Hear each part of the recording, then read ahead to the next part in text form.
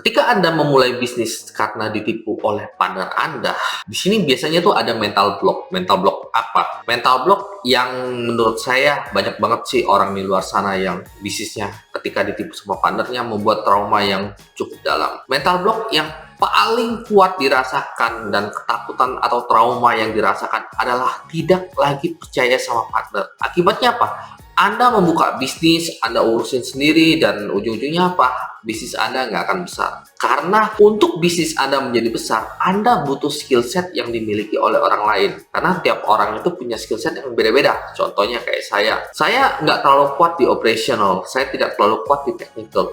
Dan saya butuh partner seperti Lungung yang kuat di operational dan technical.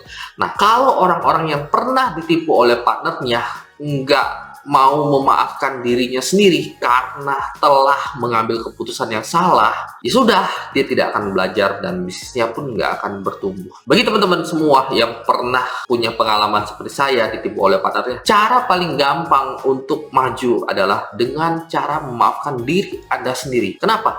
Karena pada saat itu keputusan terbaik untuk berpartner sama orang itu, karena Anda tidak punya pilihan lain. Di sekitar Anda mungkin hanya ada orang-orang seperti itu aja. Banyak sekali bisnis yang baru dimulai, mereka kepikirannya apa? Oke, gue mau mulai bisnis ini, gue mau partner sama temen gue mau partner sama saudara gue, ya gue mau partner sama sepupu gue, ya karena apa? Circle mereka masih itu aja, jadi nggak bisa disalahkan ketika bisnis mereka gagal dan ada salah satu pihak yang melakukan kecurangan. Bisnis berikutnya adalah bisnis karena dia diremehkan atau dia direndahkan oleh orang lain. Udahlah, lu mah dari keluarga miskin, lu mah emang dari dulu gak bisa apa-apa, ya lu mah sekolahnya juga bego, udahlah lu gak usah di bisnis deh. Biasanya ketika ada orang yang meremehkan Anda, justru ini bisa Anda jadikan motivasi positif. Kenapa? Karena ketika Anda diremehkan, ya Anda catat aja namanya. Oke, si A, lu ngeremehin gua dulu ya. Oke, suatu saat gua akan tunjukin kepada lu bahwa gua bisa jauh lebih baik daripada lu. Bahkan kalau bisa, lu yang kerja buat gua. Ketika Anda menjadikan ini adalah motivasi positif, maka ini akan menjadi bahan bakar. Tapi bahan bakar ini hanya cukup di awal, dan Anda perlu bahan bakar yang lebih besar lagi untuk menciptakan ekosistem di bisnis Anda. Ada juga orang yang selama ini mungkin dia kerja di kantor, terus kemudian dia nabung sedikit demi sedikit, sampai akhirnya dia punya modal untuk membuka bisnis. Kebanyakan orang-orang yang memulai bisnis dengan cara menabung, kemudian dia buka usaha sendiri, kebanyakan orang-orang seperti ini masih mempunyai ketakutan yang cukup dalam ya. Oke, ketika bisnis ini bangkrut, gue nggak punya apa-apa lagi, sehingga gue mesti mulai lagi dari awal. Nah, ketakutan itu yang bisa menjadi mental block mereka. Jadi kalau mau ngapa-ngapain, takut. Mau ngapa-ngapain, takut. Akhirnya apa? Mereka kebanyakan berpikir. Padahal, ketika Anda melakukan suatu ide, di mana ide ini bisa meningkatkan penjualan dari bisnis Anda tinggal ukur resiko terbesarnya apa. Oke, kalau resiko terbesarnya cukup fatal, ya wajar kalau Anda mengambil keputusan. Tapi ketika resiko yang Anda ukur itu hanya bikin misalnya budget aja yang keluar atau kerugian-kerugian kecil, ya nggak masalah. Setidaknya Anda punya langkah-langkah yang bisa digunakan untuk membuat bisnis Anda selangkah lebih maju. Beda banget sama orang-orang kaya di luar sana. Mungkin mereka berasal dari keluarga kaya, dan ketika mereka memulai bisnis, gagal, oke, orang tuanya akan luncurin funding lagi, dan ketika mereka gagal, orang tuanya akan meluncurkan funding lagi. Iya, emang bener sih. Saya sampai sekarang, dan partner-partner saya, itu sudah berkali-kali gagal. Puluhan bahkan ratusan kali gagal dalam eksekusi sebuah ide. Dan di bisnis juga, ya cukup banyak sih kita gagal. Di sanalah uang sekolah. Makanya saya bilang, ketika Anda pertama kali berbisnis, jangan pikir ketika Anda bisnis, oke, langsung besoknya berhasil. Belum tentu. Ada orang yang bisnis pertama, kedua, ketiga gagal, yang keempat berhasil. Kebetulan saya juga seperti itu. Dulu pada waktu saya kuliah, saya jualan, dimulai dari jualan kemeja, jualan aksesoris handphone, dan lain-lain. Ya, berhasil nggak? Nggak terlalu berhasil sih.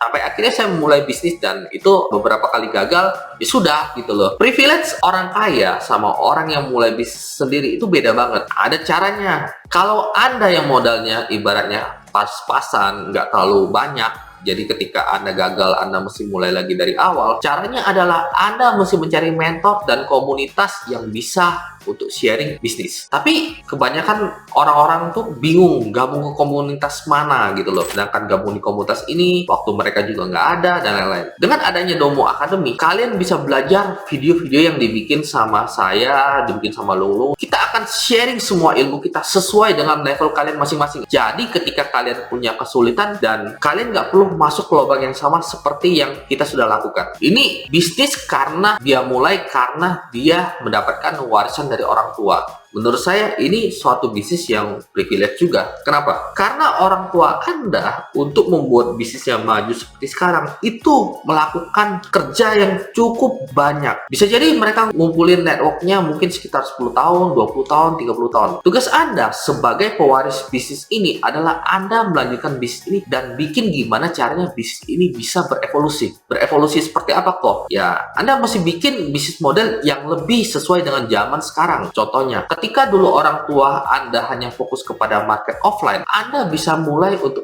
fokus ke market online, atau Anda mulai fokus untuk market luar Indonesia maupun mengembangkan ke bisnis pendamping dan bisnis pelengkap lainnya. Sehingga apa? Sehingga produk dan jasa yang Anda tawarkan itu lebih lengkap. Dan di sini saya akan ajarin gimana caranya Anda membuat suatu ekosistem bisnis seperti yang kita udah lakukan di Domo Group. Jadi buat Anda yang punya bisnis karena diwarisin pada orang tua, Anda mesti ingat, karena misalnya orang tua Anda warisin bisnis, total aset yang diwariskan itu contohnya 10 miliar. Nah, tugas Anda sebagai generasi kedua, gimana caranya supaya total aset yang ditinggalkan dari nilainya hanya 10 miliar itu menjadi 100 miliar atau 1 triliun. Kalau Anda pegang bisnis dikasih aset 10 miliar dan ujung-ujungnya hanya menjadi 1 miliar bahkan menjadi 500 juta, artinya apa? Anda generasi kedua yang gagal. Anda nggak belajar. Ya, sayang sekali sih nggak semua orang mendapatkan fasilitas seperti Anda. Dan orang tua Anda pun juga bangga tentunya ketika Anda diwariskan suatu bisnis dan bisnis itu bisa berhasil. Berikutnya adalah alasan emosional tidak cukup kuat menjadi bahan bakar di bisnis. Tadi saya juga sudah bilang kan, ketika Anda berbisnis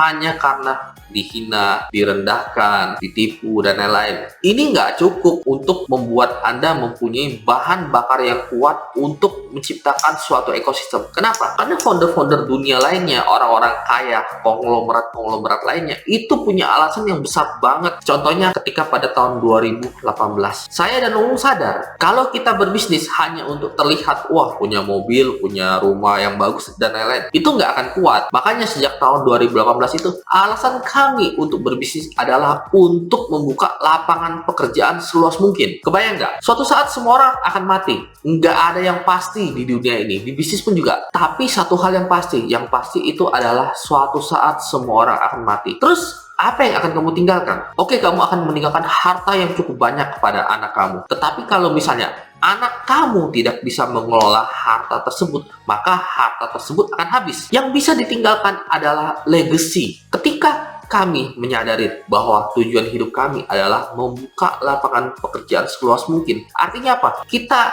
ingin berbagi kepada banyak orang dari bisnis yang kita bangun. Ketika Anda punya tujuan dan visi misi yang mulia, maka Anda punya bahan bakar yang nggak ada habis-habisnya. Kenapa? Karena ketika kita buka satu bisnis dan bisnis itu udah berhasil, kita mau buka bisnis yang lain, itu masalahnya tuh terkadang lebih kompleks daripada bisnis yang pertama. Jadi kalau kalian nggak punya bahan bakar yang gede, jangan harap bisa buka bisnis yang lain, yang ketiga, yang keempat, dan lain-lain. Dan ketika Anda sadar apa yang Anda lakukan ini untuk orang lain, maka nggak perlu diminta juga Anda akan bangun pagi, Anda akan belajar lebih banyak lagi, dan Anda akan menjadi orang yang selalu ingin untuk bertumbuh.